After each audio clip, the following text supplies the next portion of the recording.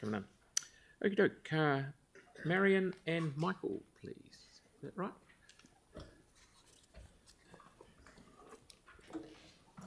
Good morning. Marina, good morning.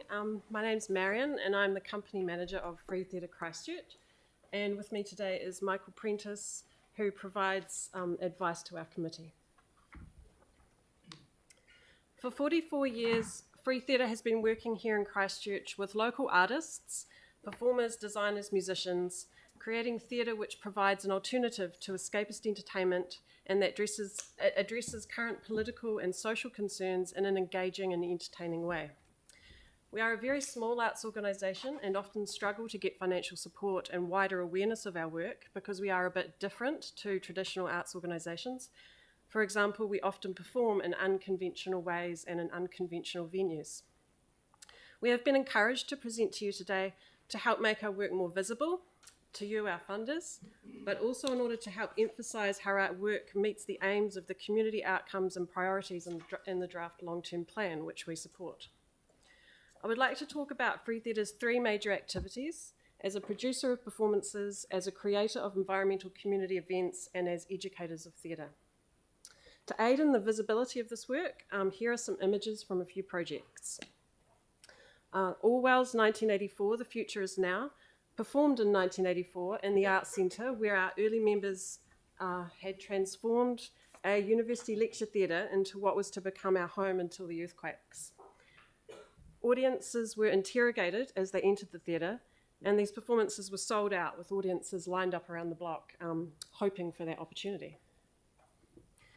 In 1991, Hamlet Machine examined the failure of European civilization and was a collaboration with international guest artists.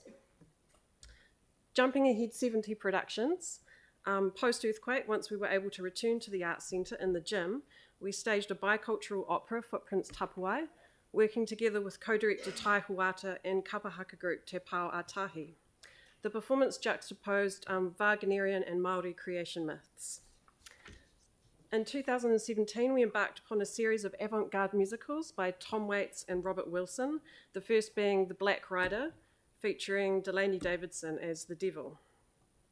The following year, we produced Alice, the second in our Waits-Wilson musical trilogy.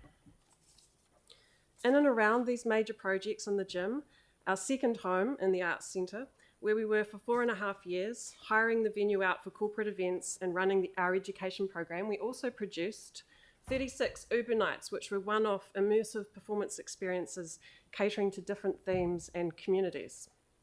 These included David Bowie, Twin Peaks, Casablanca, Punk, Alice in Wonderland, Berlin Cabaret, and Arabian Tango. Upon the end of our tenancy in the Arts Centre, we found a new home at Seven Oaks in Waltham and spent the next 5 years focusing on environmental community events in the woods and orchards and in an abandoned commercial greenhouse. These projects included A Summer Night's Dream, a roving performance with UC School of Music students, local circo artists, and with local Waltham residents who put on a community barbecue, and Ars Acoustica, a collaboration with the CSO and NZSO conductor Hamish McCurdy.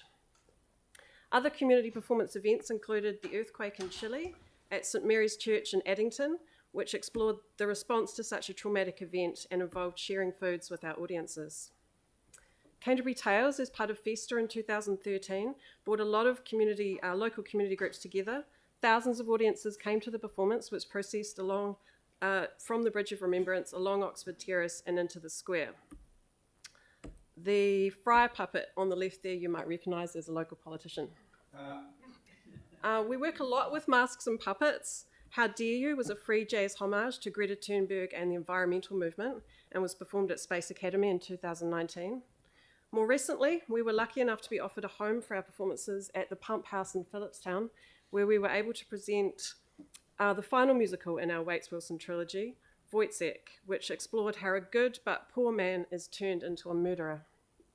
Since then, we've produced a series of musical cabarets at the Pump House, mirroring conditions of poverty in the 18th and 20th centuries to now. We've also found a new home base for our education program close by at the Climate Action Campus in Avonside, where we run our kids' holiday programs and workshops. These are images from a recent Creatives in Schools program at Te Aroha Korapiko in Spraden. And last week we began a new Creatives in Schools project around the corner from the pump house at Te Aroha College, where we're working with Year 11 drama students exploring the history of their school site. To conclude, our work strongly aligns with the Council's ambitions to be a green, livable city, a cultural powerhouse of diverse, independent artists, and a collaborative, confident city. We value and look forward to your continued support. Thank you very much. Thank you. Okey doke. We have Sarah, please.